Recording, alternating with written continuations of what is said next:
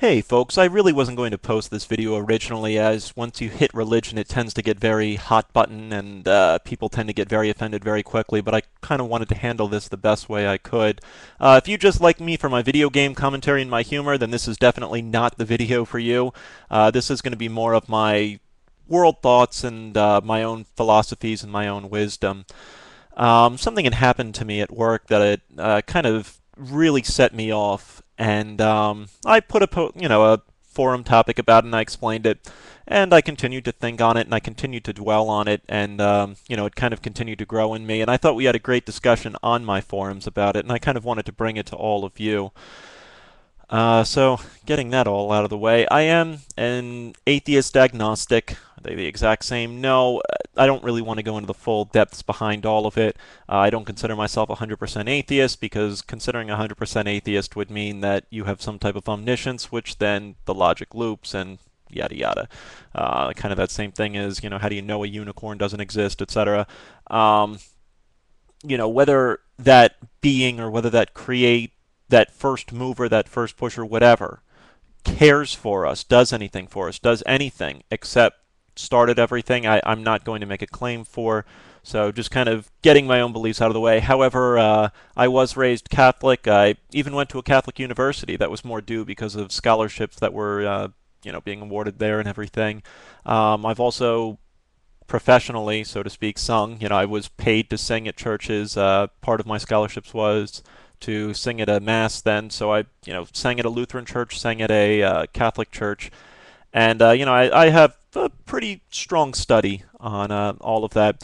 And I guess the title of this movie is really what I wanted to bring about. It's what it used to be our state motto. And, looking it up on Wikipedia, all of that, and hopefully I'm pronouncing it correct in Latin. If not, there goes all my credibility for being a singer. But e pluribus unum, meaning out of many one. And why I think that really needs to be our national motto. Obviously, the American national motto now, from kind of everything, is "In God We Trust." And why I think "E pluribus unum" is so much better is because you look at a country like the United States, and right now the country's in a lot of trouble. There's a lot of issues going on, and I think part of the issues stem from some people just want to watch the world burn. Some people love reporting about how bad this country is doing and how bad everything is going here, that they don't really take the steps and take the thoughts to think how we can make it better. And why I think that something like this, I understand the tradition behind "In God We Trust," and I understand how important that is to a lot of people. But I guess I wanted to bring about why "E pluribus unum" is so much better for what our country is. You look at how diverse our country is, how many different backgrounds, creeds, nationalities, religions, everything that comes together in that quote-unquote American melting pot. And it's really one of the first countries, from what I know of, that really did an open and an acceptance and tolerance to everything. Now, I could be wrong, and I probably am. But it's really the first one that, I can think of, so to speak. And that, again, I'm probably wrong on that and may just be my American upbringing, so don't kill me on that. But regardless, I mean, that definitely is something we should go for. And one of the things that really hit me out, going to that story at work, they had Rick Santorum on, and I'd made a comment that, Rick Santorum, and the coworker's like, yeah. And I said, I don't know, his extremist views kind of scare me a little bit. What do you mean? I said, well, he just seems to be using his religion to fuel his campaign and fuel a lot of his policy. And what's wrong with that? That's where we start to get scary, folks. We had kind of, I don't consider myself a militant atheist agnostic in any way. I don't consider myself, trying to go on the attack at all. In fact, I do try and go with a philosophy of openness. That, what answers you discover in life are your answers to discover in life. And where the discussion had kind of fallen into was him telling me, if you're not a Christian and you're for gay marriage, the gay marriage got brought up, you should probably get out. That floored me. I was so unbelievably angry at that. That, if you're not a Christian and you support homosexual marriage, you should probably get out of this country. This is the problem that a lot of us have, I'm sure many of you have experienced similar things, and I'm sure there are many Christians out there who would say, please don't consider us all lumped in with that guy, that we don't think everyone should leave. What scared me was you can look up there Pastor Troy, who did a speech on get out. If you don't believe in this God, get out. And why that is so damning to this country. I understand that there's, a lot of people try and want to make laws based on their religious principles.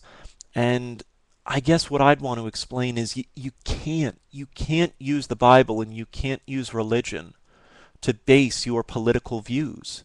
And the main reason for that, and why I'll tell you, is that you start to get into a pick and choose. There are parts of the Bible saying that we can't eat shellfish. There are parts of the Bible that are there black and white saying that, if your daughter is raped, the rapist owes the father money, and then, the rapist gets to marry the daughter that was raped. Or if you're looking at things, if virginity, that if a woman is married and not a virgin, put her to death. What's scary about all of it, folks, is who gets to, and today, those viewpoints, I don't think any of us would support, right? I don't think any of us would think that extreme, but it's there, and so the scary part then becomes who gets to pick and choose?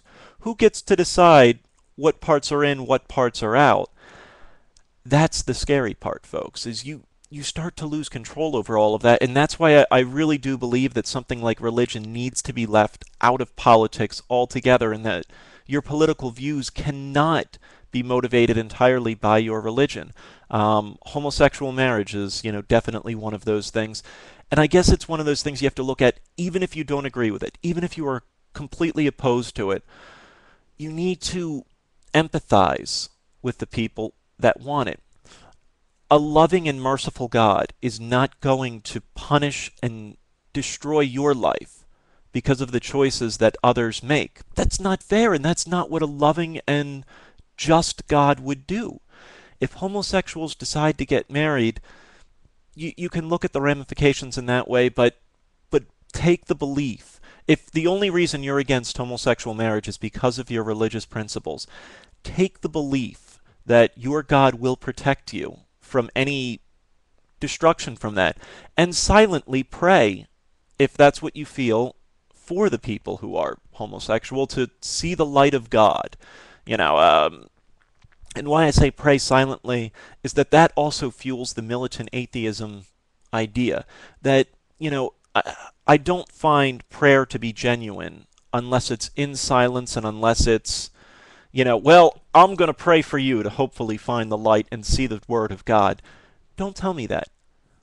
Pray to your God in silence that, here's a prayer to Toegoff that he finds his way. Kevin, well, although God would probably know Toegoff, right? Come on, it's me. But, things like that. And I understand the sanctity of something like marriage, and what you're doing is you're mixing very, very powerful feelings. Anyone who's ever been in love, I've never been married, but I've been in love. And it's very, very powerful feelings. And you want to feel like your feelings are so important there that, it's difficult. And it's one of those things I find that marriage should be something that's fueled as commitment and love and not necessarily barred simply due to religion. Now, if you have other reasons on it, and I don't really want to hear the unnatural argument either. There are plenty of species out there that do exhibit homosexual behaviors, and beyond that, well, they can't reproduce. If a gay man created the cure to cancer, we'd all take it. We are, as a species, we are evolved past natural reproduction as our leading thing to do in life. It isn't, if a person doesn't, have a kid, well, they were a failure as a person. We don't even think that, or we don't even begin to see that. We look at the merits of what that person did. Did Einstein have a kid? Hell if I know. Maybe. I don't know. But, we look at the merits of what he did in life, and that's really what we need to be judged on, and what we need to be um, going forward with is the goodness that we brought to this world. A quote from Gandhi that I thought was, and I'll probably butcher the quote, but it was along the idea, I like your Christ, I do not like your Christians. Your Christians are so unlike your Christ. Again, it's not meant as a blanket statement to cover everyone. There are plenty of tolerant people out there, but that's what the Jesus of the Bible taught, was the openness, the tolerance, the peace, the socialism, the giving till you're poor.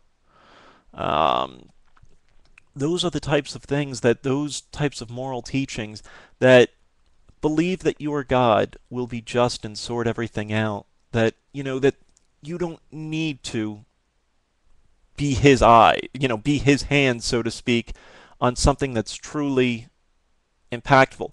Be the hands that bring good into the world, not separate it further. Another one that's constantly brought up is creationism versus evolution in classrooms. And I guess what you have to look at is, even now, evolution isn't taught as the 100% guaranteed, this is it, proof. You know, uh, the theory of evolution, and I understand what the word theory means, that it's not just a guess. It's, tested, observed, documented, observed again, tested again over and over. It's the theory of gravity, too. Law, going on with it, though, one of the big things is that if you look back in time, you could have taught kids that the things that make up our planet are earth, wind, fire, water. Those are the four leading elements. And then, there's some other things in there. We now know of the periodic table of elements, and we've gone beyond it. But because those things can be tested, they can be observed, they can be documented. And a great line that a teacher had taught me was a very cynical teacher. It was my English AP Honors teacher. And someone had said, when are we ever going to need to know this? And he looked at him and goes, you're not. And the kid goes, then why are we learning it? He goes, because you're too stupid to learn how to learn. I'm teaching you how to learn so that you can become a productive member of society. And that really stuck with me strong, that you're learning how to learn. And that's really what a lot of, you can't look at the theory of evolution being taught simply if you don't believe with it. If you're a creationist and you believe that God created the world and the intelligent design behind it and everything like that, don't look at the teaching of evolution as the necessary truth then. Look at it that this is what's been observed, this is what's been, how something like this comes about, how this theory evolves and how it grows and expands, and then take that and look at that and apply that. This is how other things can be learned. Use it as a skeleton, as a backbone, as a background to learning. And that's really what a lot of this is about. So, I guess before I go too long-winded in all of it, there's so many subjects we can touch with abortion, homosexual marriage, creationism, and the list goes on and on. What is God's place in the government? And the truth behind all of it is that I simply don't think that there ever will be a place for God in the government. Um, Base it off of the merits of the morality of these people. There are plenty of people who can be moral without religion. There are plenty of people, I consider myself a pretty moral and upstanding person. I do what I can to make the world better off when I leave it. Whether it be through my entertainment, through some fundraising things. And I don't do that because I think that there's going to be something better at the end of my life. I don't do it because I think of karma. That, if I do a bunch of good things will happen to me. Because it's so selfish of a thought that to think that something out there, I guess when I say if I believe in karma, the reason I do the extra life thing and go through all of that, the reason I would raise money is not because I think that one day those kids will impact me. I think of it one day that, those kids will come out realizing that they had a lot of help, that, and that changes their life. and so they want to bring good things to other people's lives, and those lives are impacted. So I think it really gets back to that national motto of E Pluribus Unum, out of many, one. That's what the country needs right now, folks. We don't need the dividing lines. We need to take a step back from all of this and realize that religious extremism and religion in general doesn't need a place in the government. Now, can a Christian, still be an effective leader? Certainly. That's not at all what I'm talking about. Could a Muslim do it? Could an atheist do it? Could a Buddhist do it? That's not at all what I'm trying to say. My leading point is that, I'm trying to sum it up in the best way, I guess, knowing how, that we can't use those things. We need to believe this whole E Pluribus Unum, out of many one. We need to believe that all of us together, coming together and not trying to alienate. I mean, I was furious hearing Get Out. I bring, in my opinion, a lot of good to this country. I pay my taxes, I've bought a house, I work my ass off. I feel like I bring a lot of good, and that I should be judged to leave because I'm not a Christian is ridiculous. It really is. So again, I hope I didn't offend too many people on the speech, and I hope I didn't offend too many people going with it. But I guess the other thing is trust in people. Trust in people to do the right thing when it comes down to it. You look at something like abortion, which is very hot button. I guess that's another thing that I haven't covered, and why abortion, it should be a women's rights issue. You don't have to be, pro-life and get an abortion. I guess I'm trying to say on it that it's okay if, for you, you'll never get an abortion.